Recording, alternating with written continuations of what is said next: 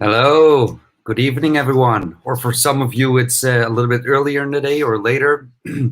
I am broadcasting live from Amsterdam, from my home. As you can see, I'm in the closet room actually.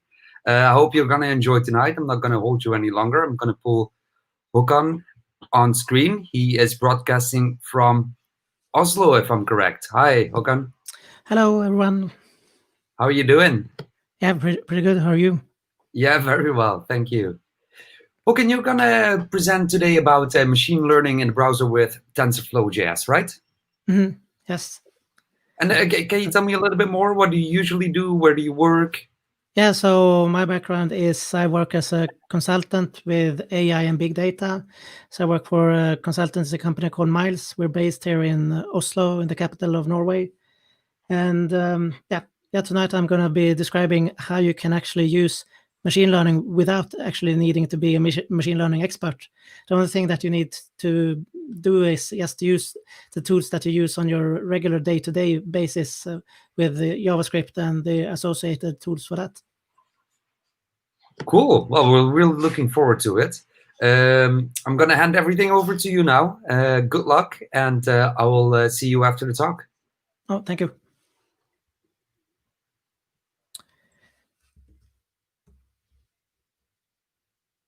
Good, great. Yeah, so as I said, my name is Håkan Silfvernagel, and I work as a manager for AI and big data at a Norwegian consultancy company called Miles. And tonight I'm going to be talking about machine learning in the browser using TensorFlow.js. And the reason for that is that, in the past, if you wanted to use machine learning, you needed to learn a new programming language, you needed to learn Python, and you needed to know what is a Jupyter Notebook or an Anaconda Notebook, and you needed to know about the different types of libraries that exist. But now you can actually do machine learning without having to do all of that stuff. You can make use of a lot of pre-built functionality, and that's what we're going to discover tonight here. But before we start here, I'm just going to give you a little bit of background information about me. So my background is in human-machine interfaces for process automation and robotics. So I worked for around 10 years in that area, and then I also worked the past 10 years as a consultant. So my educational background is a master's degree in electrical engineering and also a master's degree in behavioral science. And I'm also interested in artificial intelligence and Internet of Things. So I've taken a couple of courses at MIT. And I'm quite involved in the local user group community here in Oslo. So I'm part of the Oslo AI user group and also for the Norwegian.net user group. And I'm also a Microsoft MVP in AI. But that's enough about me here. So now let's dive into the topic. So the agenda here for tonight is just so that we will all be on the same page. I'm going to give you a quick introduction into what is actually machine learning and what types of problems can be solved by using machine learning. And then after that, I'm going to give you an introduction into what TensorFlow is and also why we have this thing called TensorFlow.js. And I'm also going to give you two demonstrations here. One demonstration using TensorFlow.js in the browser where we'll write everything from scratch in JavaScript, and then another one where we'll use a pre-built machine learning library also in JavaScript in order to make an image classifier. But the first thing that we should talk about here is what is actually machine learning. So a lot of people, they think that, machine learning and AI, they must be new things because they are so hot today. But the truth of the matter is that these things dates back already back to the end of the 1950s. So there was a guy called Arthur Samuel. He said that machine learning is a field of study that gives computers the ability to learn without being explicitly programmed. But what we can say is sort of on a broader and more general scale is that machine learning is a sort of a pattern recognition in historical data. So some applications of machine learning is you can do prediction. So a classical example here is that you have some data about houses and you want to predict what will the house price be for a new house that is built in a specific area. Another application is recommendation systems. So maybe you have purchased one or several things, and then machine learning algorithm can make a recommendation for you based on your previous purchases, what you probably would like to purchase or what you would be interested in. And the third one is clustering. So let's say that you have a huge amount of customers and you want to be able to tailor your message or your advertisement to the different types of groups of customers. Then you can run a clustering algorithm to find out what are some common traits among these customers and what type of clusters should they exist in. And we can also use machine learning here for image recognition and for text recognition and for speech recognition. So one type of machine learning that we're going to have a look at tonight is called supervised learning. So the thing with supervised learning here is that you need to have some historical input data and also some historical output data. And then by using these two, you can build a model and then you can train this model so that this model will be generalized. So that means that this new train model can take real-time data that the model hasn't seen before. And based on that real-time data, it can give you, for example, a recommendation or whatever is, the goal of your machine learning model. And as I said a couple of slides ago, is that machine learning dates back to the 1950s. But then we can ask ourselves, why is it so hot topic today? And the answer to that is that right now we've had some enabling technologies for machine learning. And one of them is, in order to do machine learning, we need to have lots of data. So in order to get this data, we need to have sensors. And what we have right now is we have cheap sensors that can give us real-time access to data. And we also have big data solutions so that we can run, ETL jobs or transform jobs in the cloud. And we also have access to machine learning algorithms running also in the cloud so that they are highly scalable. And for us as developers, we can make use of these through API and services. And traditionally, you can run machine learning in any programming language actually, but if you don't want to start straight from scratch, if you want to have some support from libraries, there are two popular languages. One is Python and the other one is R. So Python is traditionally maybe more common for people that are coming from a computer science background, whereas R is more common for people coming from a statistical background or maybe from academia, from university. So now when we've covered a little bit of the basis of what machine learning is, then I'm going to go through a little bit more about what is TensorFlow. So TensorFlow is an open source library that was developed by the Google Brain team, and it expresses its algorithms using something that is called tensor operations. So I'm going to explain to you what the tensor actually is in a short while. And the thing with TensorFlow is that it supports distributed computing. And that's a really good thing if you want to run neural networks or if you want to run deep learning, for example. But what is a tensor? So tensor is a concept from mathematics. So we can differentiate between three different types of concepts here. One is a scalar, which is a real-time number. And then you can have something called a vector, which is a collection of numbers. And you can have a matrix, which is like a two-dimensional collection of numbers. And then a tensor is a container that can contain any of these things. So the tensor can contain either scalars, vector, or matrices. So an example here from Python, if you want to run TensorFlows, first you need to import your TensorFlow library as TF, and then you can start up a new TensorFlow session, and you can define, for example, in this example, we define two constants. One is a, which has the value of 10, and the other constant is b with a value of 32. And then we can just print out on the console, we can run a plus b, and then we will get the result out on the console. But this presentation is about TensorFlow.js. So then what is actually the TensorFlow.js library? Well, that's a JavaScript library so that you can both train and deploy your models both in the browser and on a Node.js application. So now I'm going to give you a quick demo here of TensorFlow.js. So let me switch over to to the browser. So, or actually, I can switch over to Visual Studio Code there. So the first thing we need to do in order to use TensorFlow is we need to import the TensorFlow.js library.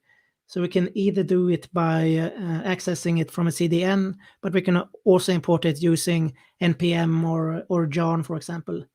But in this case, we're importing two libraries. So the first one is the TensorFlow library, and the second library is something called the TensorFlow visualization library. I'm going to explain what that is in a short while. And then where the main program will take place is in our script.js file. So right now our script.js file is only contains a console log here. So let us run this in the browser. Yeah, so if we run this in the browser, we can see that it printed out the hello TensorFlow, and then we can also just make sure that our libraries has been loaded. We can see that if we write TensorFlow, it will be able to access that library. So that's a good thing. That means that we are ready to go. So now that we have loaded TensorFlow, then we need to have a problem where machine learning could actually be of use for us. So let's say here that we would like to investigate some car data. So we have over here we have a JSON file with some data about cars. So in this JSON file we can see the miles per gallon and the cylinders for a car and the horsepower, for example. And what we would like to find out is we would like to see, is there a relation between the miles per gallon and the horsepower? And if there is a relation between these two things, can we use one of the things to predict the value of the other thing? So the first thing that we would like to do is we would like to import this data set into our JavaScript application, and then we would just like to print it out in a scatter plot to see if there is a relation. And that's quite important here, because if there is no relation, then we can't really use machine learning, because the machine learning can't learn anything. So it's an important thing that there has to be some sort of a relation if you want to use machine learning. So if we go back to our Visual Studio Code, then we will add some code here in order to be able to get this JSON data file. So in this function, in the get data function, we are fetching the data from this JSON file, and then after that we are mapping it so that we only get the miles per gallon and the horsepower, because that's really the only thing that we're interested in right now. And then we are also filtering out the null values, because we don't want to have null values in this example here. And then we return the clean array of data here from that. And the next thing that we would like to do is we would like to plot our data using this TensorFlow visualization component that I was talking about. So then we can add a run function to JavaScript.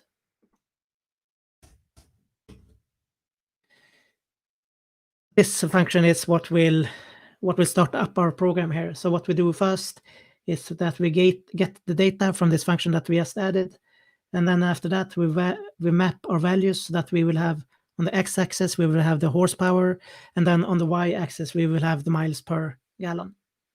And then after that we just use this TensorFlow visualization component that we were getting from our CDN, and then we can just call the render function and then what type of plot we would like to have. So in this case we would like to have a scatter plot, and then we can add some more configuration for our plot. And then we will add some more code below this thing as this example progresses. And then we add an event listener for when the DOM is loaded so that this function will actually run. So if we go back to our browser, and then we run this thing, then you can see that we got, out of the box, we got a visualization component here to the right. And this component is called a visor. So when you do machine learning, it's important that you will be able to visualize your data so that you can plot your data, you can watch for outliers, and you can see, what is the type of correlations and so on. So in this case, we have plotted the miles per gallon here on the y-axis and the horsepower on the x-axis. And as we can see here from our scatter plot, there seems to be some sort of a relation here between the miles per gallon and the horsepower. And that's a good thing, because then we can actually use machine learning.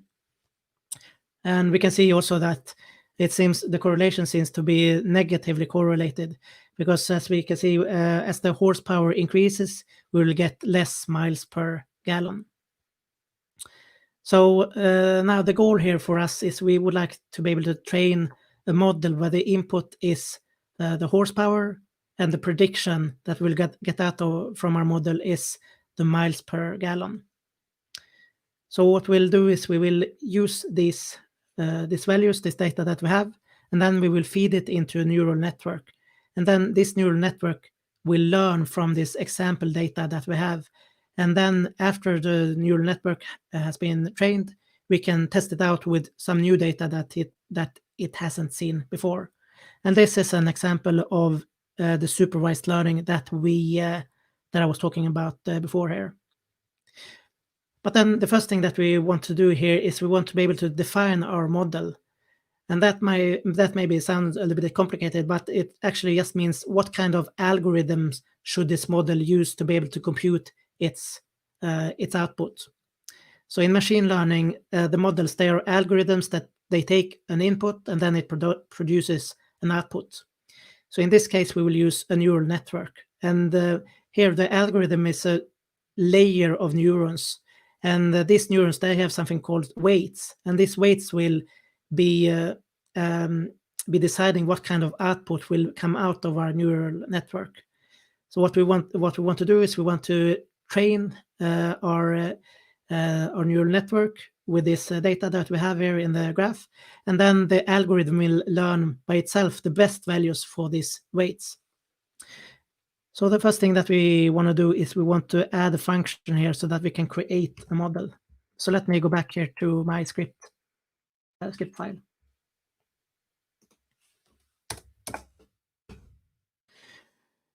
So in this function, we are creating a model by using the TensorFlow library. So you can see here we define the model like TensorFlow.sequential. And this is one of the most simple models that we have in TensorFlow. And it's called a sequential model because it has the input flows straight down to its output. But there are also much more complex models. You can have multiple inputs and multiple outputs, and you can also have branches between the different nodes in your network. Then we also need to add the different layers in our model here. So we call model add, and then we define a layer, TensorFlow layers, and we call this a dense layer. So a dense layer is a specific type of layer that will multiply its input with this matrix, this weights that I was talking about, and then it will add a number called a bias to the result. So this is the first layer of the network. So then we need to specify what is the input shape, which is in this case, we only have one number as our input shape. So then it's only one. And that is the horsepower of the car is the input. And then we set the units. That is how big will this weight matrix be in the layer. And here we also set it to 1 because that means that we will have one weight for each of the input features of the data. And right now we have only one input feature, which is the horsepower. And then we create our output layer. And here we also set units to 1 because we only want to have one number as the output. And the output in this case is this miles per per gallon. So now when we have a function so that we can create our model, then we actually need just to create an instance of our model. So we add some code here to our run function.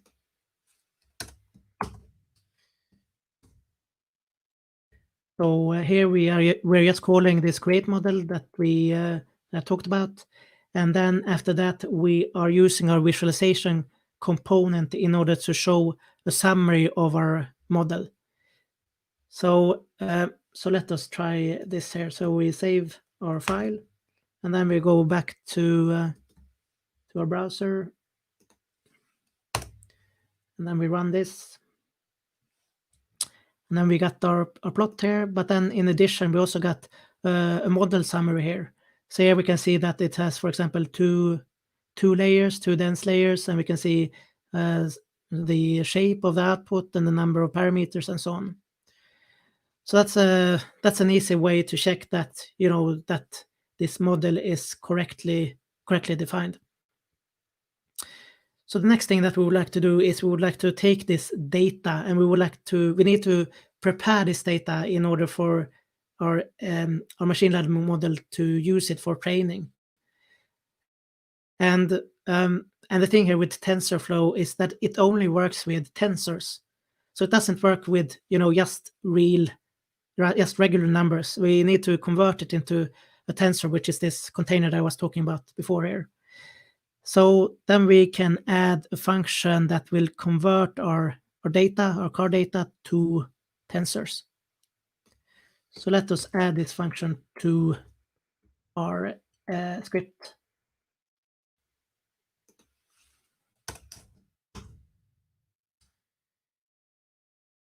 So here we take the data as an input, and then one of the first things that we do is we shuffle the data. And the reason for doing this shuffle is that when we train our machine learning model, we will train it using subset of our data that we call batches. So the idea here is that we want to have each batch should be as representative as possible of the whole data set. So in other words, we would like to have data from all across this data distribution. And one of the reasons for that is if we didn't do this thing, then it can be learning things like, for example, that could be dependent on the order of the input data, and that is not, you know, that is not what we want to do. And it could also maybe learn some, maybe there are some types of structures in subgroups. For example, maybe for the first half of the training data, maybe these cars have an unusual high horsepower.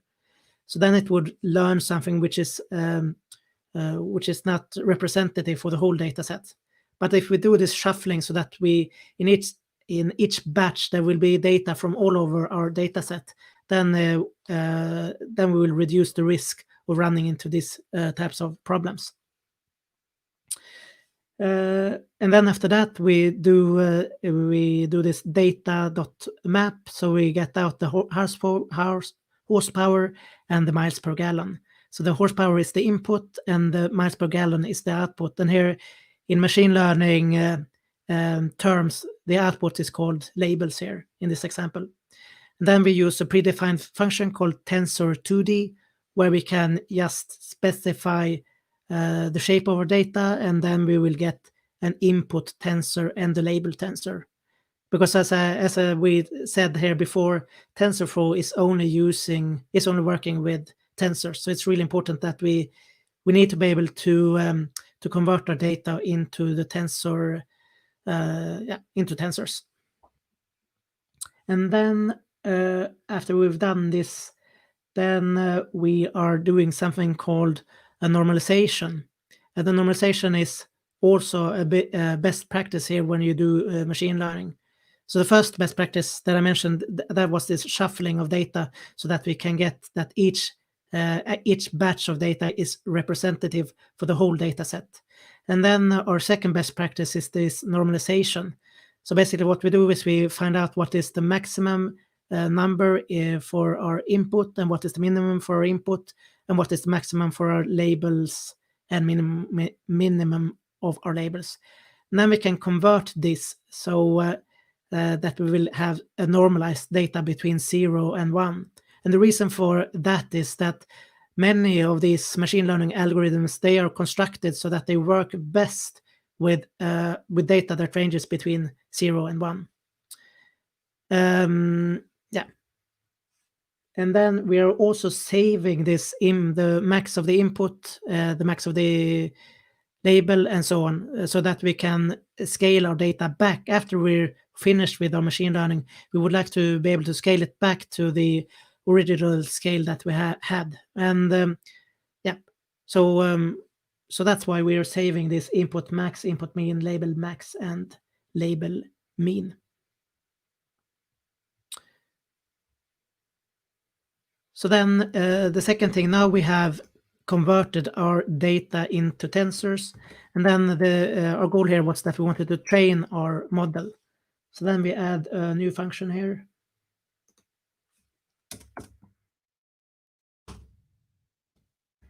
called train model.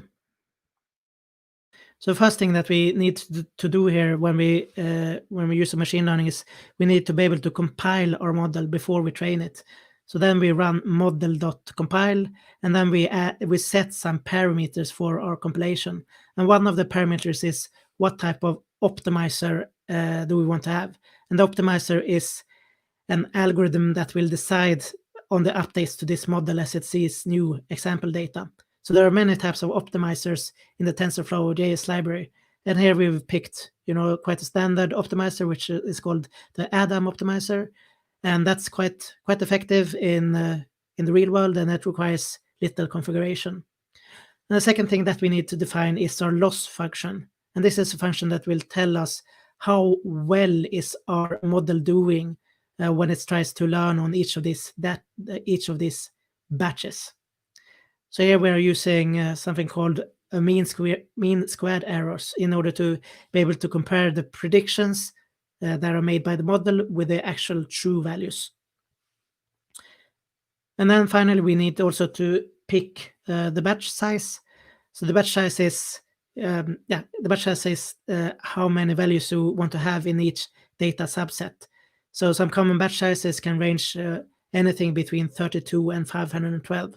And there isn't really an ideal batch size. So setting the batch size is actually a science in itself. But in the scope of this tutorial, it's okay to just set it to 32. And then the last setting that we need to define is the epochs. So the epochs, that is the number of times that our model will look at the entire data set. So here we set the number of epochs to 50. So that means that our model will see the whole data set 50 times. So it will take 50 iterations through the whole data set. And then finally, we just start this training loop by calling the model.fit function, which is also a built-in function. And the nice thing here is that we can still use our TensorFlow visualization component.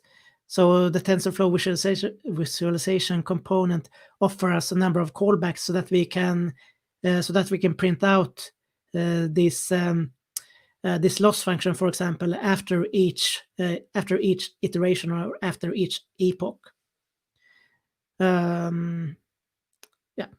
So then we will have some charts plotted in our visualization component here.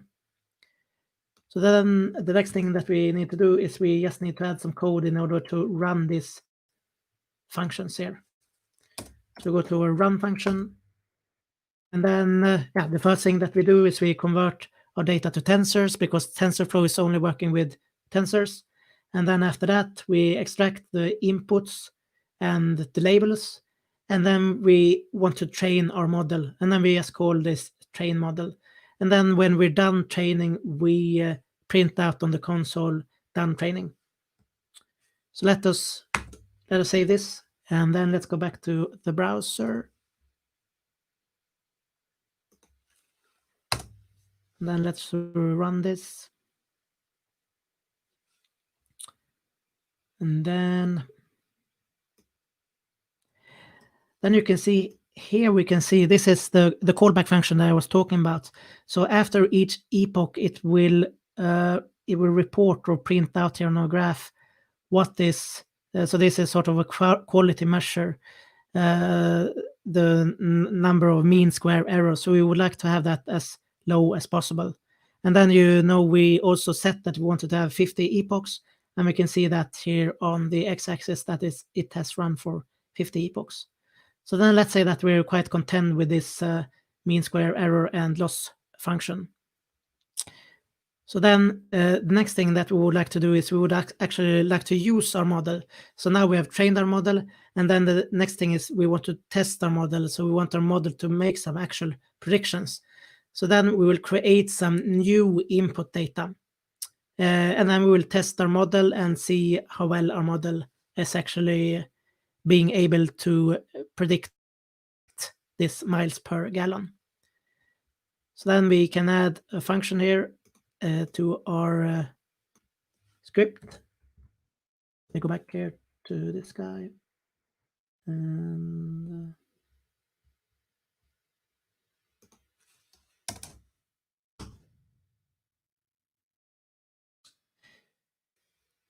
so here we have function here, test model. So what we do here is we are generating some new examples here. We are generating 100 new examples here that we would like to feed into our model and see what the model will predict.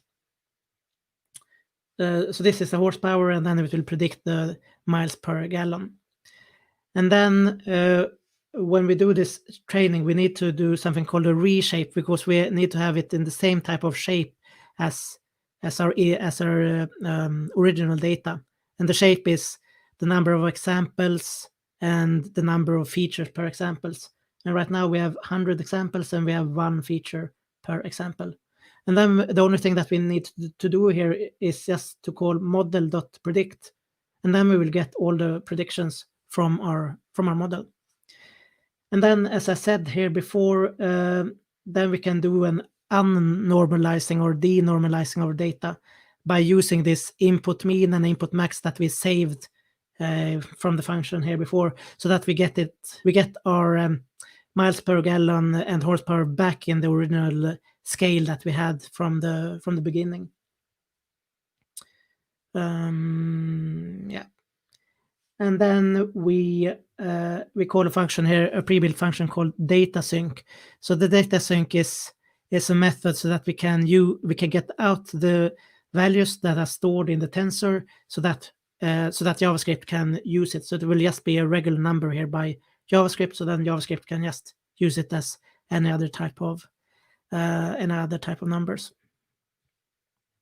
And then after that, the last thing that we do is we use our TensorFlow visualization component, and then we render a scatter plot where you can see the model predictions versus the original data. And then the only thing that we need to do here is to actually run this function. Let's go back to our run function. And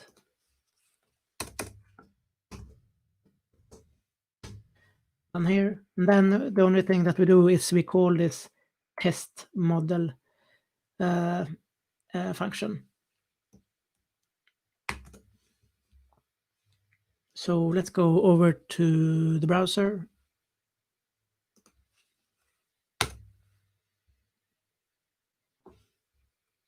Yeah, I should also mention one thing, because this is just an example here. So in the real world, you don't need to train your model on each run. You're just training your model until you reach a model that you're happy with, and then after that you can watch for data drift. Maybe there's some correlations that has changed, or other types that makes your model sort of obsolete. So then you need to do a retraining of your model. But in this example, we're only doing this just because that's the easiest thing to do right now. But in a more real world example, you don't need to do this training over and over again. But this is the important part here. So then we can see, so the orange thing here is our predicted values. So then we can see that it's quite similar here to the actual real correlation between miles per gallon and horsepower. But as I said, we have a limited amount of data, and we also selected a quite simple model here. So you could have selected a more complex model, and probably you would have reached a better accuracy between the original data and our predicted data. But this also showcases another important thing here with machine learning, which is that the machine learning is actually more of an experimental thing here, that you need to do different experiment and try to visualize your data and see what it looks like, and then you change some parameters, and then you run your data again until you reach something that you're happy with. So this concludes this first example here, and I guess the main takeaways from this is that you didn't really needed to do that much in order to run machine learning from scratch here. You saw we didn't have anything in our script.js file. So what we did was we used the pre-built functions in our TensorFlow.js library, and by using this, it was quite easy to make something like this. And we could also make use of this visualization component, which helps a lot during testing and training. So now I'm gonna go back here to my presentation. I'm just gonna take something here to drink here before we continue.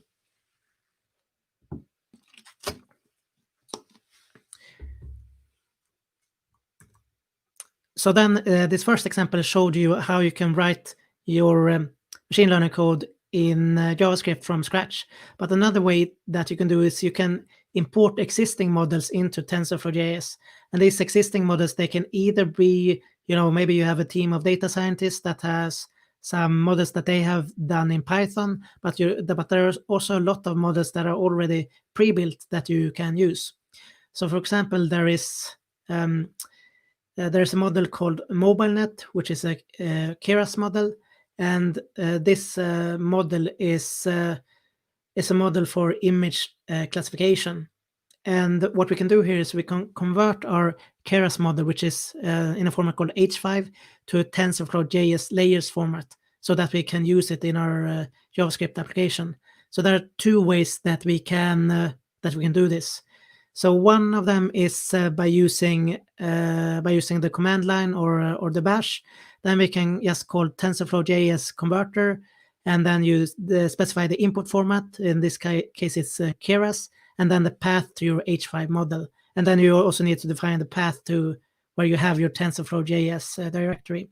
So that's one way that you can do it. And then the other way that you can do is you can do it from Python. So then you load in Python, you import Keras and TensorFlow.js and TensorFlow, and then you load your MobileNet model, and then you can call TensorFlow.js converters and then save Keras model to MobileNet. And then you will get, in this case, we call it a simple model here. And then in your JavaScript application, you can import TensorFlow, and then after that, you can load your layers model by just referring to where you have this converted model. So I'm going to show you an example of how this is done in a short while here. But you could also ask yourself, what are the main reasons why we would like to use TensorFlow.js? So one of them is that you don't need to learn a new language. You have Python, and you don't need to learn Python or R. You don't have any round trip from the client to the server, so you can do all of this on the device. And also your user data is local, which is a good thing from a security point of view. And in addition, you get a highly interactive application, which is the browser for free. And it has a high ease of use, and people are used to using the browser for interacting. And you also have easy access to sensors like the webcam and the microphone, and you can take advantage of the GPU. So basically, you can either run existing models or you can retrain existing models. So what you can do is you can build a small layer on top of an existing model. So for example, let's say that you have a model which has been generalized so that they can detect different types of cars. But then you only want to be able to detect a specific type of car, maybe Tesla cars. So then you can just build a new layer on top of the existing model that will specialize the model into be able to detect Tesla cars. Or you can do what we did in our first example. You can just develop your JavaScript application from scratch here. And these are some examples here of libraries that you can use straight out of the box. So you can use for image classification and for speech recognition and so on. So all of these are free to use. So that's a good thing here.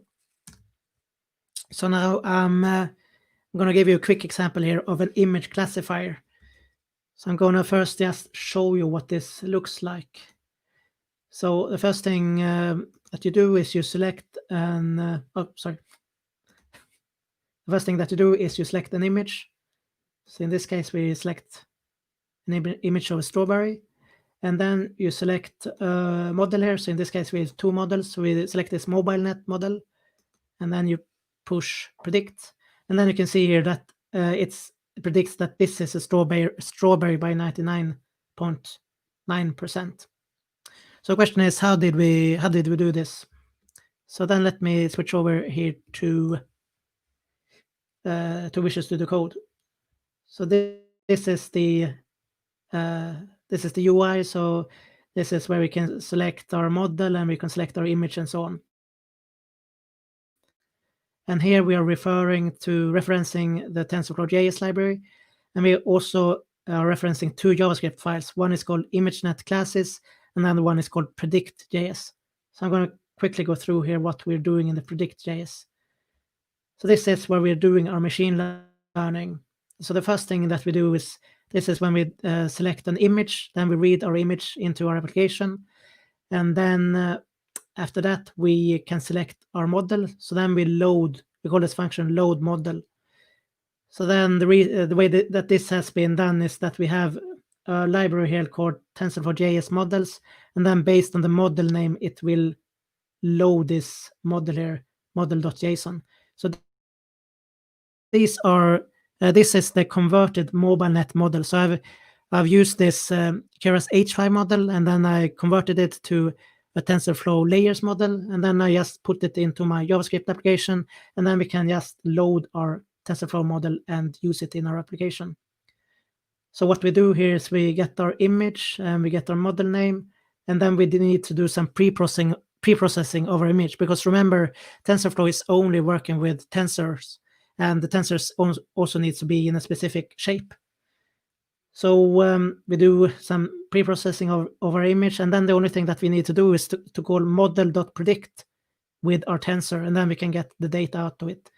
And that's it. So what we did here was we used a predefined model, and then we just converted it to a TensorFlow.js model that we can use in our JavaScript application.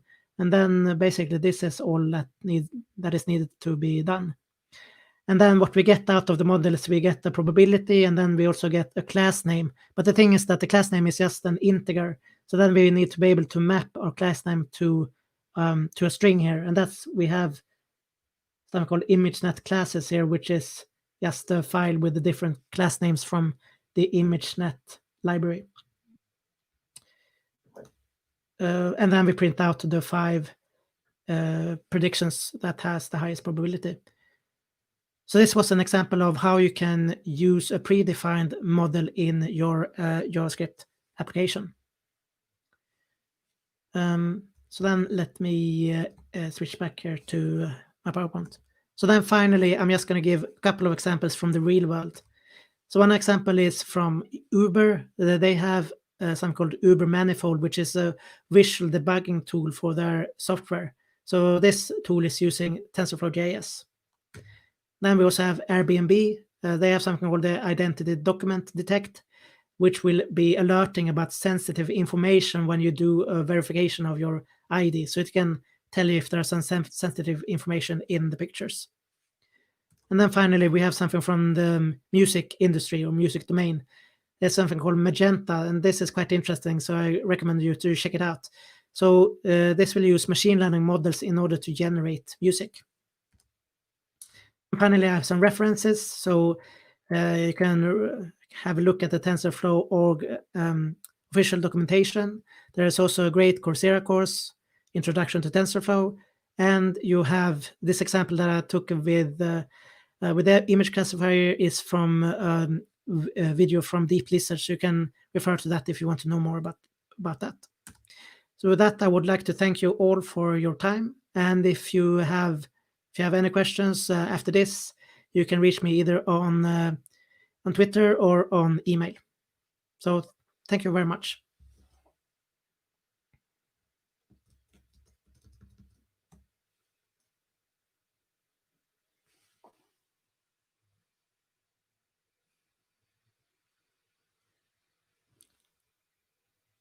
And now I can't hear you. Rookie mistake. I'm sorry about that. I muted myself out of safety, and then I forgot to turn it back on.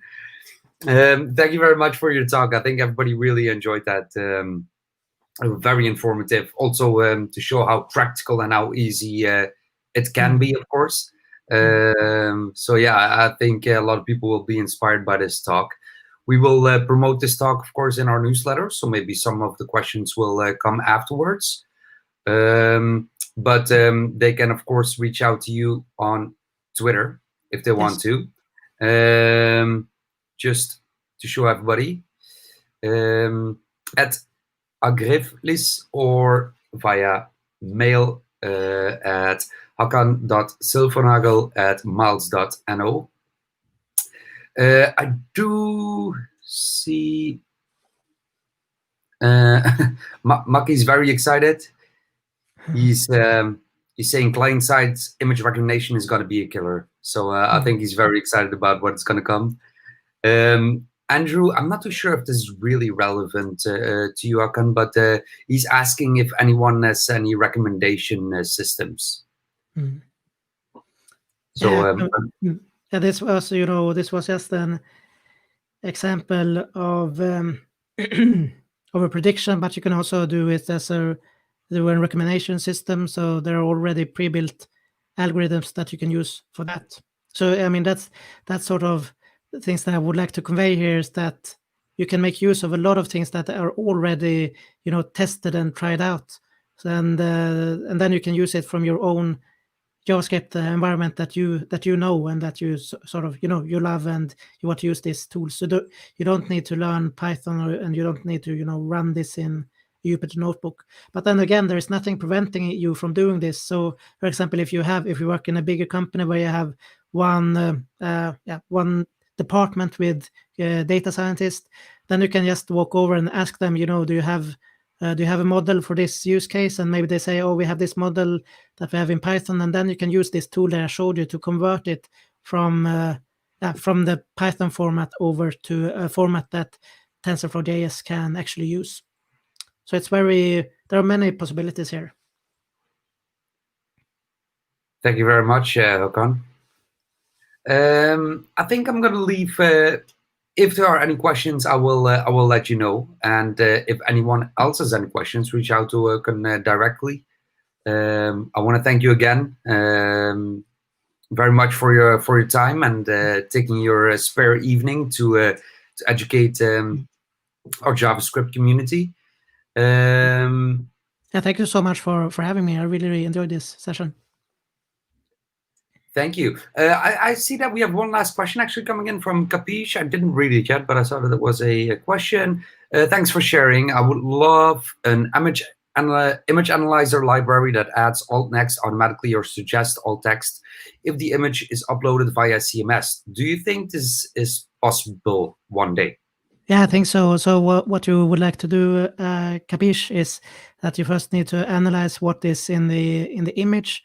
So then you can use this image classifier that I show you, for example, and then after that you just need to extract the text of what object is this, and then you need to make some own functionality in how you should be able to suggest this alternative text. But the basic things that you would like to do, the basic building blocks, I think, already exist, actually. Well, that's great news for Capiche, I guess. If there are no any further questions, I want to continue with our next speaker. Håkan, thank you very much for presenting, and hope to see you again soon. Yeah, thank you. Okay, bye-bye. Bye-bye. All right. Well, thank you very much, everybody, for enjoying this talk. I'm going to present our next speaker, Adrian Bologno. I hope I say that correctly. Hey, Adrian. Yes. Hi. Adrian, you just told me in the chat, so I'm not going to lie about it. You just told me in the chat you're originally from Spain, and now you live in Vienna, Austria. Yes, I'm from Madrid, but in 2 weeks I'm making 8 years in Vienna. Wow, nice. That's a big move. Yes, it is indeed. But time goes like crazy fast. What do you miss? What do you miss the most from home? Definitely people, family, friends, and weather. Definitely the weather. I can imagine. I already have guessed it in the chat. I told Adrian, I was like, okay, all good and well, and we're having a good summer, but I'm pretty sure you're going to miss that summer very soon again in Austria. Yeah, and food as well. And food. Well, I can only imagine. I'm a big fan of Spain. We used to. I'm not sure if this is very relevant for the people from Madrid, of course, but I've visited Barcelona a lot of times, and I'm a big converter. I have to admit. Super nice city. Super nice city. Well, Adrian, thank you very much for making your time to come to our virtual meetup tonight. You're going to talk about testing web accessibility. Exactly. I don't want to keep anyone any longer from your talk, so I'm going to leave the introduction to you and the presentation to you. So good luck, and I will see you after the presentation. If people have questions, they can ask them in the chat, and we will go over them after Adrian's talk. Good luck. Great. Thank you. The first thing, thank you for having me tonight. And yes, as you say, I'm going to talk about testing web accessibility. I'm going to introduce a bit myself, as you already did. My name is Adrian, or Adrian. I'm from Madrid, Spain, as you mentioned. I work as a front-end developer, and now I'm a team lead, and I'm a huge accessibility advocate. And you can find me almost everywhere under my surname.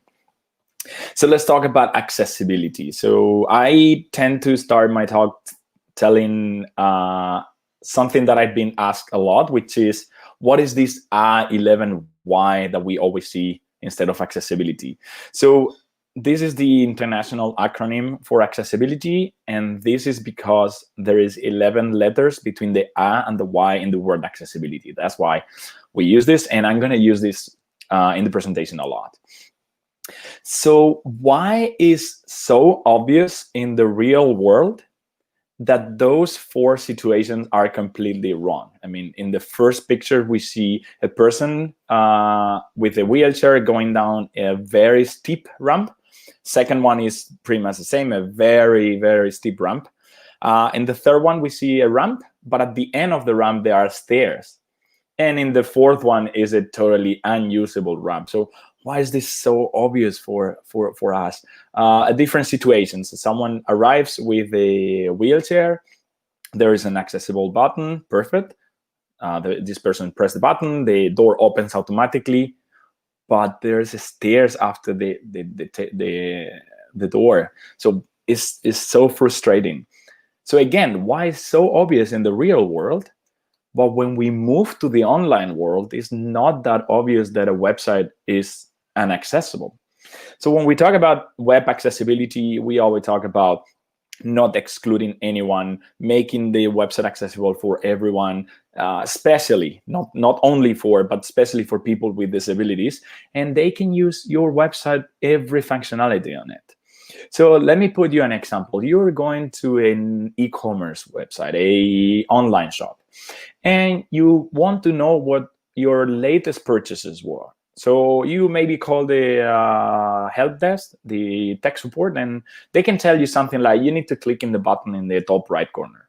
Or maybe you want to change your email address, and they can tell you something like, oh, you need to click in the button with the engine icon.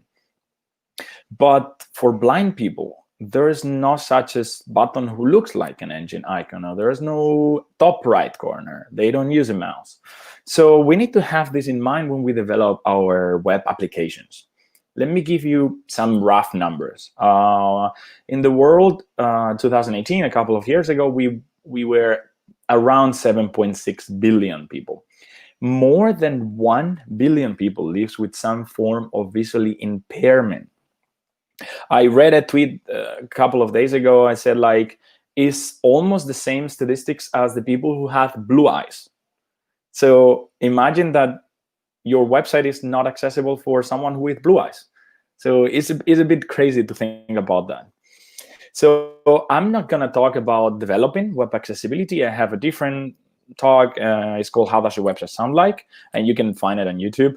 But I'm going to talk about how to make sure that what you develop is accessible. So testing. We can have manual or automate. Automate testing is amazing, right? We have to write our automate tests, and then it can free up your QA department or your whole team approach strategy for manual testing every part of the application. But it's not magic. They cannot automatically make your site accessible. It's a part of a larger process where manual test is as important as automate test. So we cannot forget that only between 20 and 50% of all accessibility issues can be found by automate test.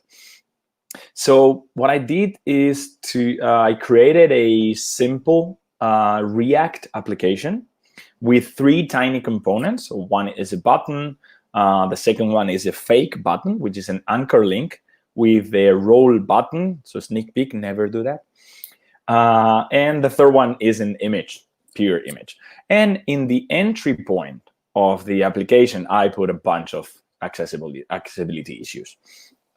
So I'm going to separate a bit of concepts. So when we test web accessibility, we can do it in different phases. Okay, probably and obviously the best one is from the very beginning. If you have the possibility to start a project from scratch, you can test web accessibility while you are coding this web accessibility. But it's not always the case. You maybe arrive to a new company, right? And then you have a mature project, a mature product, and they haven't done anything for accessibility in the last 3 years, 2 years. Or maybe you inherit a code base, right? And you need to test the whole thing at a time. And of course, we talk about manual testing. So manual testing is as well very important. So I'm going to make these 3 separations. So let's start with testing while we code. Again, this and all the tools and libraries that I'm going to show you today are the one that I use personally. There are a lot more, but those are the one that I use. So since I work with React, then I'm going to start with React Axe. Axe is a family of tools developed by DQA. And one of the tools is a React library. Of course, you can install it as a developer dependency in your application, npm style or yarn, add whatever package management you use. And in the entry point of the application, normally in the app.tsx, if you use TypeScript, you need to require this library only if the environment is not a production environment. Of course, you don't want to expose this information. What is this library doing for you? When you run your application in the browser, either Chrome, either Firefox, Brave, whatever, Internet Explorer maybe, in the developer tools, in the console log, you're going to see all the accessibility issues that your website is or your web application is having. Good things from this library. Every time that you have several occurrences of the same violation, they're going to be grouped. they are gonna tell you which element is causing the violation. It's gonna tell you what violation you have, and as well, it's gonna give you a severity level of each violation, from minor, moderate, serious, until critical.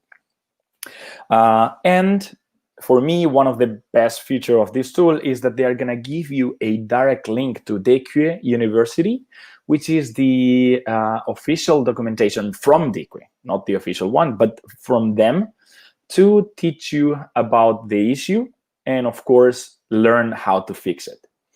So I think it's very useful to start with. The second tool that I want to talk is a linter, right? For those, I hope everyone knows what the linter is, but for those who doesn't know what the linter is, I tend to say that a linter is a file where you specify something like, tell me that I'm wrong when I'm doing this. So you are specifying some rules, and whenever you're breaking this rule, the code editor is going to shout at you and say, hey, you're doing something wrong. So if you're using ESLint or TSLint, if you're using TypeScript, you can have plugins for accessibility. In this case, I took the ESLint JSX plugin. So what you have to do is in your lint RC JSON files, in the config file of where you put the rules, you can include the plugin. In line number 12 in the first screenshot, you say you can read extends the recommended rules. With this one, you will be safe. You are extending all the recommended rules for accessibility. I tend to like to specify a bit further the rules that I want to use, so you can extend the rules node in the object, so you can specify a bit more. What is it gonna do? You can see in the second screenshot, where you have an error, is going to have a wavy underline in red that something is wrong. So you can hover with the mouse, and a pop-up will tell you, in this case, that static HTML elements, they cannot have an on-click handler, for example, the div. So this is something very useful. As well, you will have those tips or those violations in the terminal when you run your application, npm run or yarn your application, then you're going to have this in the terminal as well. What's next, and probably one of the important one, is writing your own unit tests. In this case, I'm using JEST. JEST is a JavaScript library to write unit tests. It works very good with the React testing library. And in this case, back to Axe family of tools, there is a library for JEST. Again, we need to install it as a developer dependency in our application, and we can write our own unit test. In the one that I'm showing in the screenshot, I am importing the whole app. So app from the app.tsx is the entry point of the whole application. What I'm doing is using the React DOM server to render the whole application as a string. And I'm throwing this, or I'm sending this string to the Axe engine. And of course, I'm expecting to have no violations. So in the terminal, I'm doing npm run tests, and it's going to run the test, and it's going to tell me pretty much the same as React Axe. So again, which element is causing the violation, where in the HTML it is, of course, what violation it is.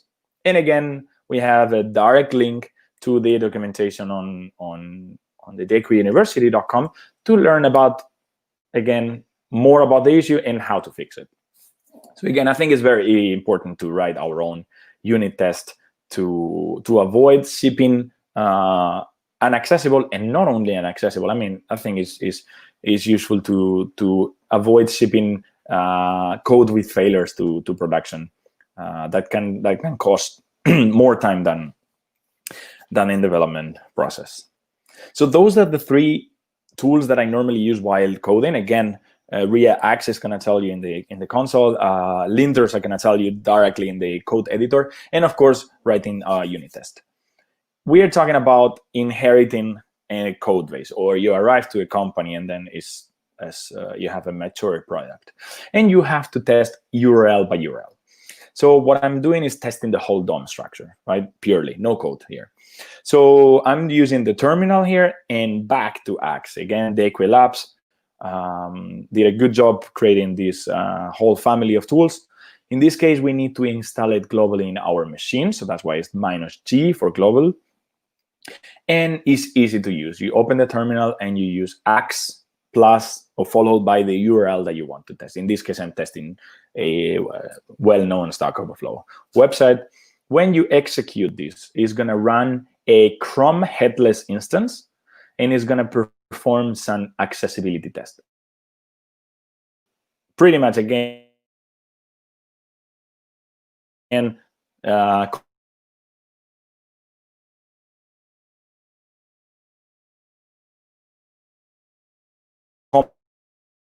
similar application or library that is gonna tell you, again, very similar like Axe, is pi11y. So back to install it globally to in our machine. Pretty much the same usage. So pi11y followed by the URL that we want to follow. And it's gonna, in this case, I don't know if it's a headless browser or if it's a ghost browser, but it's gonna perform the test. What do we have? Similar results. What is the error? Where in the HTML? So you have exactly the HTML element. The path of the HTML, which is very good as well. So in this case, I don't know, in the third one, like HTML, body, header, div. So you have a path of where is it. Interesting here, you have the exact principle on the WCAG that you are violating. So you can, in this case, you don't have a direct link, but you can take this one and Google it, and you will find more information about how to fix this issue. And as well, you can run this over localhost, maybe Axe as well. I haven't tested, but you don't need to add developer environment or something like that. You don't need to host anything. pi11y has a very interesting add-on or library included, which is the CI. Because some people ask me, oh, I have a lot of URLs to test. I don't want to go one by one, and I don't want to script it. So pi11y has a CI, so it's a JSON file who's going to be stored in the root of your application. So it's going to contain the URLs that you want to test. And the good thing is you can specify some config things. So in the first URL, I'm going to pass the plain URL. In the second one, I'm going to give a timeout, and I'm going to take a screen capture. Why am I taking a screen capture? Several reasons. Maybe you have a visual regression test, so you want to compare. You want to use it for historical data. You want to use it for reporting data. So it's very useful.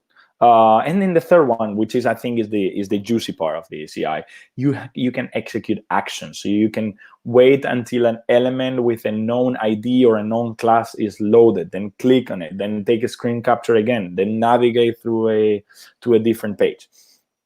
So easy, you go to the root folder, you type pi11y -ci or -ci, and it's going to look for this JSON file. It's going to execute one by one. So it finds that it's 3 URLs. The first one and the second one are going to be quite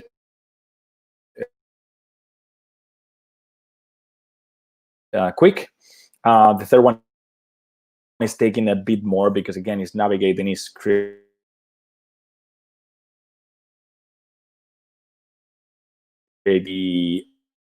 a bit of this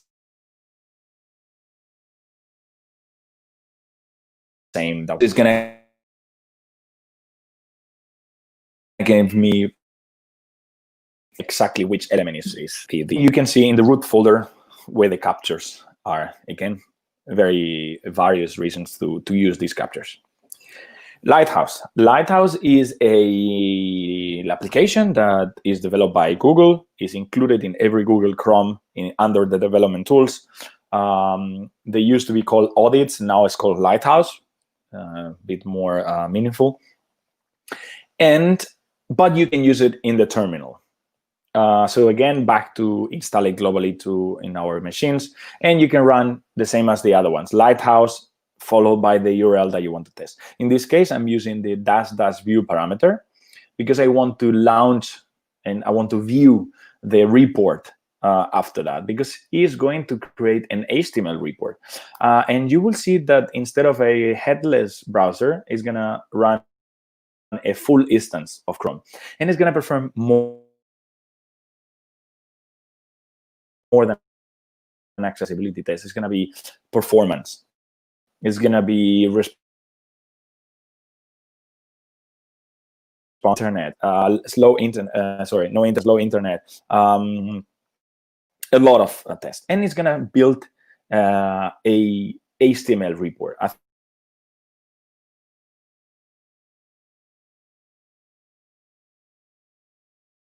think it's doing as well accessibility gauge on the graph. And again, it's going to give you more information about the issues that you have, how to fix them. Again, you have a link, learn more. So again, in my opinion, the main feature of those three, and I think I already mentioned, but in the first one, I think you have the direct link to the documentation, and I think it's really pretty handy. In the second one, in PA11Y, you have in the CI the possibility to perform actions in the website while you're executing the test. And in Lighthouse, you can create this HTML report, or you can dump it to a JSON file or a CSV. And all these three tools that you run in the terminal, for me, the best option is to include them in your CI/CD, in the continuous delivery, continuous integration pipeline. So you can, or even in the pre-commits, so in the hooks, so you can avoid even putting code that is not accessible to master, to your master branch, or directly to your deployment pipeline. So your test will fail, and then the code will not go to production. We talk about that only 20 to 50% of the issues, of the accessibility issues, can be tackled or can be found by those automated tests. So manual test is one big part of our process. So for manual tests, and again, you can use a screen reader, and I use a Mac. So every operating system has their own screen reader built in. So Mac has VoiceOver, Windows has Narrator, and Linux has Orca. Probably if you use Windows, you want to use NVIDIA. I think is a privative and open source solution. But what I'm going to show you is some extensions on Chrome in this case. There are the same extensions for Firefox, I believe, for sure, not for Internet Explorer. But you can test quite a lot of things. So the first one, back to Axe family, right? The IQUI. You can find it under the development tools.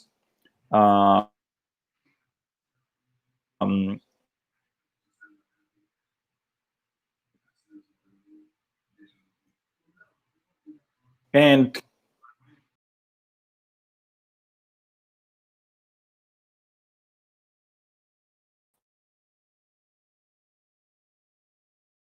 easy, you can click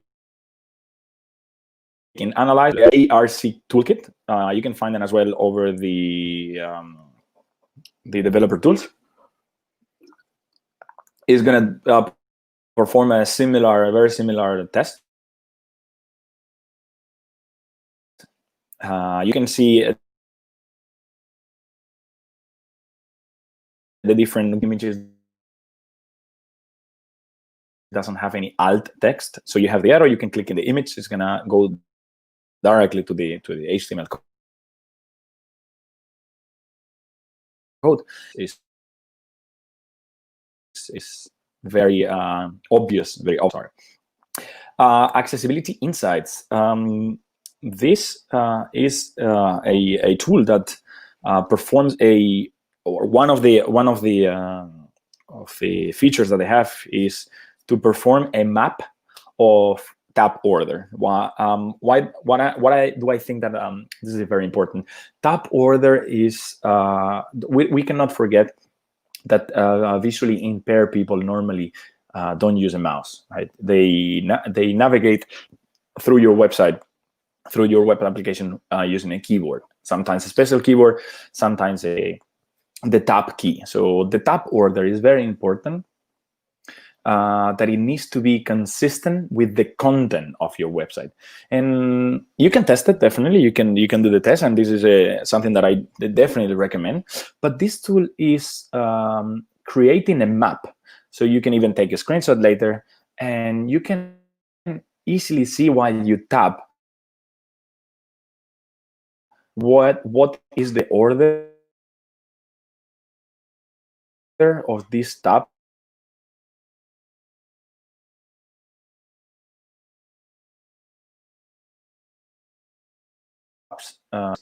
And you can define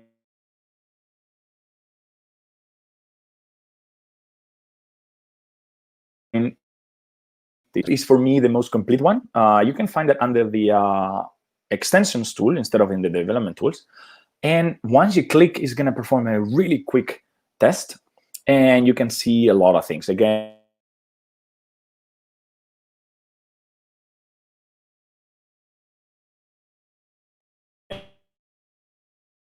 images without an alt text. You can find SEO, so H1, H2, H3. You can see differences in the contrast.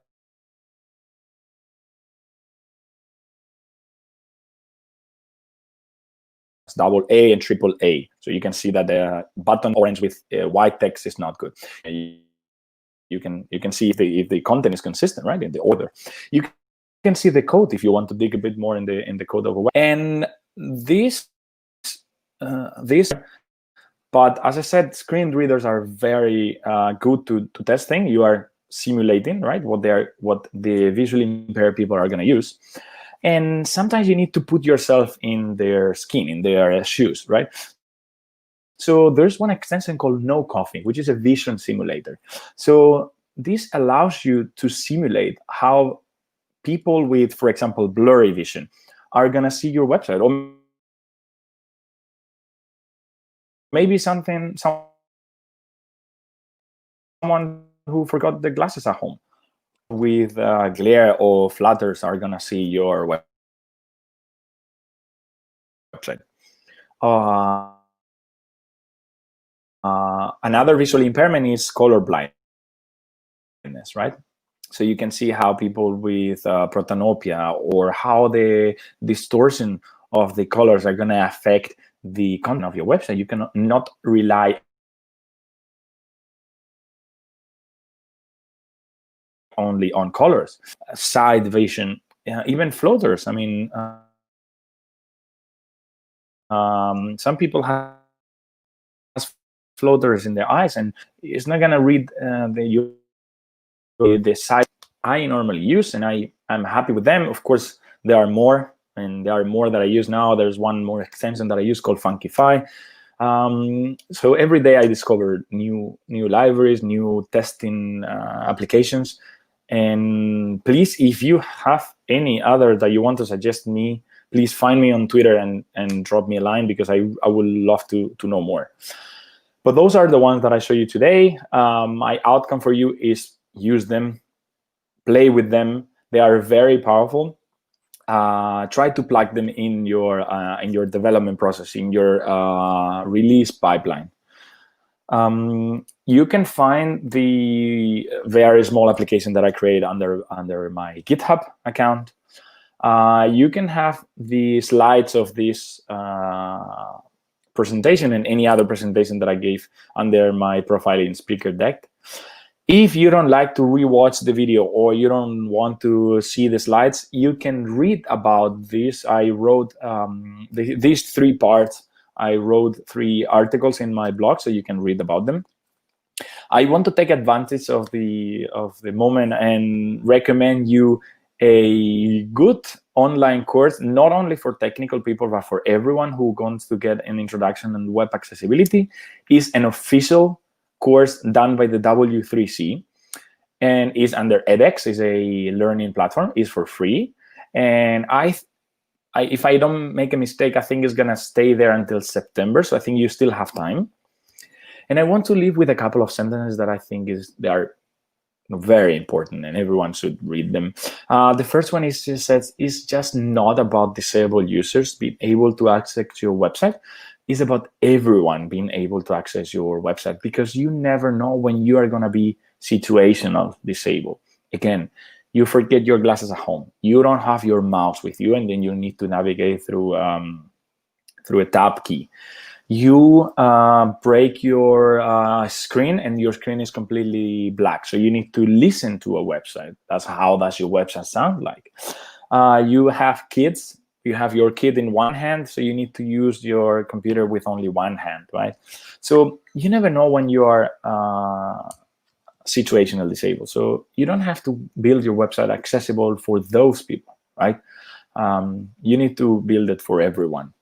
And why do I say that? Because accessibility is not a feature.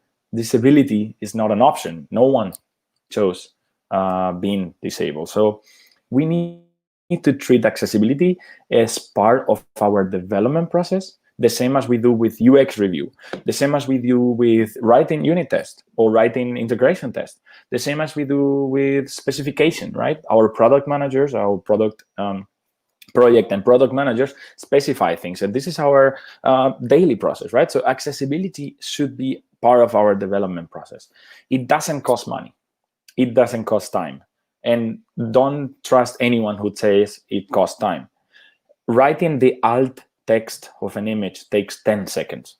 Writing the ARIA label for a button who is not meaningful enough, for example, an X button, which is logical for us that X is closing a window, but it's not obvious enough for someone who's listening. It's going to be X button. The X means nothing.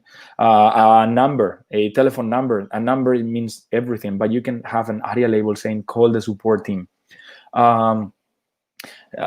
Making the website more meaningful for everyone doesn't cost any time, and it's free. HTML give us every power, every freedom to make it. So please, whenever you're creating your web applications, it doesn't matter if it's a website, if it's a e-commerce, if it's a private dashboard, make it accessible for everyone, because you never know who's going to use it. And that's pretty much. So thanks for listening. Wow, thanks for your talk, Adrian. It was very inspiring. Thank you very much. I think you broke up a few times in between, but all good. I think everybody got no problem at all. I think everybody got the majority of the talk.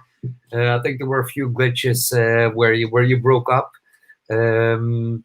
but further all good. Yeah, it was really inspiring. As you said, like accessibility is not a feature, right? People do not choose whether they are able to use something in a certain way or not. It's usually a force of hand, the way things happen. So yeah, I think it's really important that these kind of topics get discussed. So thank you very much for providing this talk. I also believe that we do have some questions, actually. Maki asked, well, we had a whole introduction, actually. He said, I'm using ESLint plugin to check A11Y, but it feels a little bit weak. Yeah, okay, yes, sorry. No, I mean, I normally get the question on what tools do you recommend, and it's pretty much the same as this question is like, I would recommend you to use more than one tool. So if you feel that ESLint is very weak, please complement it with make it together with something else. I think is the best way to work is to have several applications. So test with several tools. Yeah. Because he said, I recommend to run DOM snapshot tests using Storybook as inputs, then bridge these completed DOM to linter, raw, JSX, as too many variables, and running React render for every unit tests is a nightmare. Definitely. I mean, that was a very simple example. I mean, that was probably the what I wanted for the presentation was a very small unit test. The outcome of that slide, the outcome of this is that you know that this library exists. So it's now a homework to play around with it and test it. Of course, there's better solutions and not always. Oh, I'm gone. Am I gone? No, you're still there. Okay, yeah. So there are better solutions for sure, and React on server is not always the best one, definitely. Then he actually followed up with a question: is the Lighthouse using X or AXE under the hood, or is it an original liner? I have to say that I cannot answer the question because I have no clue at all, but I will definitely find out.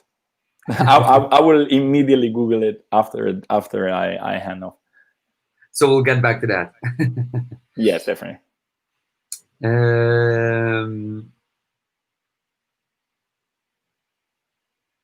Let me check. Bogdan has a question. What is your experience with automatically generated alt texts for images? I thought the same question because Capis mentioned it before in the previous talk, and it is a topic that I normally tend to talk when I make a talk or in conferences. We talk about what happened with artificial intelligence. Right, we are now in the world of artificial intelligence. My personal opinion is we are not that far yet. I think that alt text we can test we can only test if the alt test is there, which is not enough, because I have a good friend in Spain who's blind. He's a developer, and he always said the same. Like, if you put a picture of a porn actress and you put an alt test, a dog playing with a ball, for me, it's a dog playing with a ball. So you can trick me. Definitely, if I'm blind, you can trick me. But I think a human part on defining what is in the image, I think, is important. I know artificial intelligence is crazy, telling you if it's 2 person, 1 person, but I don't know if it's gonna tell you it's a person eating around a table with friends. Like, we don't need to fall into the representation of the image, but the description. What we need in alt is the description of the image, not what it represents. So I think we need a bit of human touch here. Yeah, to fine-tune things, of course, to give it a little bit more emotion. Context is giving more context, definitely. Yeah.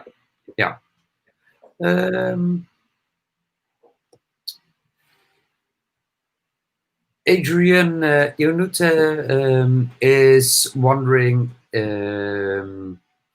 if you think that there is a more painful job than doing manual 11y testing for AA level. I mean, how do I say that? Like, manual test is important, definitely. I mean, is can be painful or not. It depends how you take it. Of course, you can, again, it's like I said before. Instead of testing with one tool, you can balance this with manual plus automate test. So automate is gonna take you a lot out. So okay, maybe you can make a first pass with automate test. Maybe you can manual test only the one that you're not sure about it. So it shouldn't be that painful. It's more tedious than painful. I think it's satisfactory to test accessibility, or at least for me, it's satisfactory to know that this is accessible for everyone. But it's tedious. It just sometimes takes time. But we need to think that we are doing the correct thing, and probably this is what makes us doing it in a better way. Thank you very much, Adrian. Thanks a lot for making your time to show up here tonight. I think everybody really enjoyed your talk. It's very important that people like you want to give up a piece of their spare time to educate the community, and we really appreciate you doing so. No, thank you for having me. I mean, it's for me, every time that I can have the opportunity to tell everyone the importance of the web accessibility. the same as accessibility. It doesn't matter if it's in the online world or not. I will always take the advantage of that time. Good. That's good to hear. I saw that Håkan also stayed around. So let me just pull him on screen real quick. Håkan, thank you very much for your talk as well. Thank you. I hope to see you. I hope to see you both back, hopefully in person on stage anytime soon. Hopefully. If not, I hope to see you back online. But let's hope the world is going to a better place very soon, and that we can see each other all in person. For sure. Just stay safe. Yes. We will do it. We will do it. Likewise. Stay safe. Thank you very much for being here. Thank you. Thank you. Bye. Wow. Right. All right. Thank you very much, everybody. Thank you so much for staying around and being so interactive with each other. It's really humbling to see each time. I saw that there was a question from Sakshi. First of all, Sakshi, congratulations that you as a university student are making your spare time or are tuning in on these talks in your spare time. You will be able to view this this recording back on YouTube under the same link. I will just post this this virtual meetup again, and then we will promote it in our newsletter via frontenddeveloperlove.com. You can sign up for the newsletter, and we will promote it via our Twitter channel. Anyone else listening, I want to thank you very much for being here, and I hope to see you again soon. Bye-bye.